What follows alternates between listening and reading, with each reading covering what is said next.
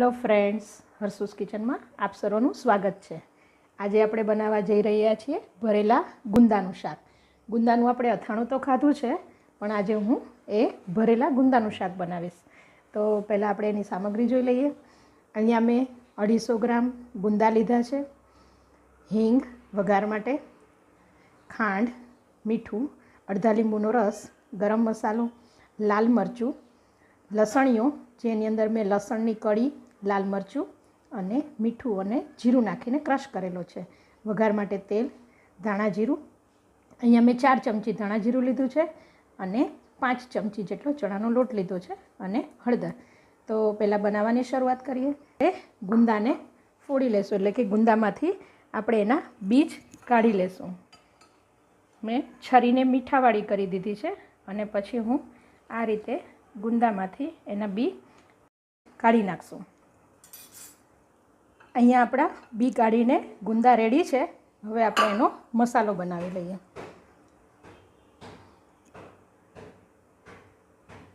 આ મેં ચણાનો લોટ શેકીને લીધો છે, ધાણા જીરું, લાલ મરચું,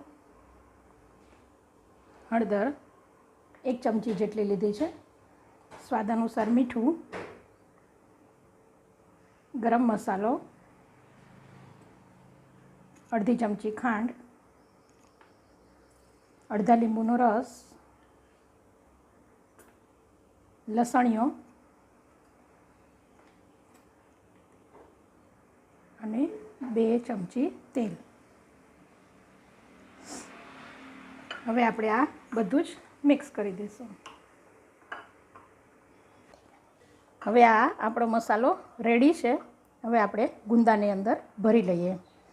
આની અંદર મેં જે લસણીઓ નાખ્યો છે, જો આપણે દાળ ભાત સાથે ખાતા હોય આ શાક, તો તમે લસણીઓ ન નાખો તો એનો વધારે ટેસ્ટ આવે છે।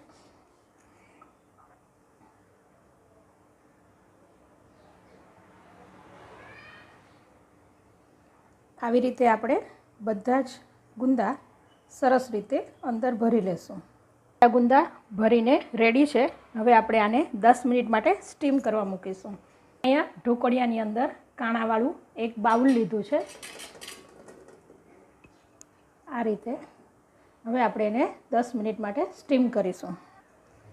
10 મિનિટ છે। હવે આપણે ચેક કરી લઈએ કે આપણા ગુંદા સ્ટીમ થઈ ગયા છે કે નહીં। તમે જોઈ શકો છો કે ગુંદા સ્ટીમ થઈ ગયા છે। હવે આપણે એક બાઉલમાં લઈએ અને પછી આપણે એની કઢાઈમાં એનો વઘાર કરીએ। 3 થી 4 ચમચી તેલ। હું આની અંદર કોઈ જીરું અથવા કે રાઈનો કોઈનો વઘાર કરતી નથી, ફક્ત હિંગ નાખીને જ આ ગુંદાને કરું છું। આપણે ચપટી હિંગ નાખીએ અને આ ગુંદા,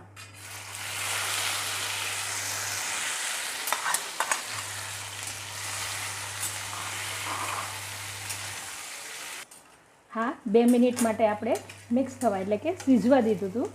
હવે આપણું ગુંદાનું શાક એકદમ તૈયાર છે। હવે આપણે સર્વિંગ પ્લેટમાં લઈ લઈએ। હવે આપણું આ ગુંદાનું શાક રેડી છે। થોડાક આપણે ધાણા નાખીએ। તમે જોઈ શકો છો કે એકદમ ટેસ્ટી આ રોટલી સાથે, દાળ ભાત સાથે ખૂબ જ સરસ લાગે છે।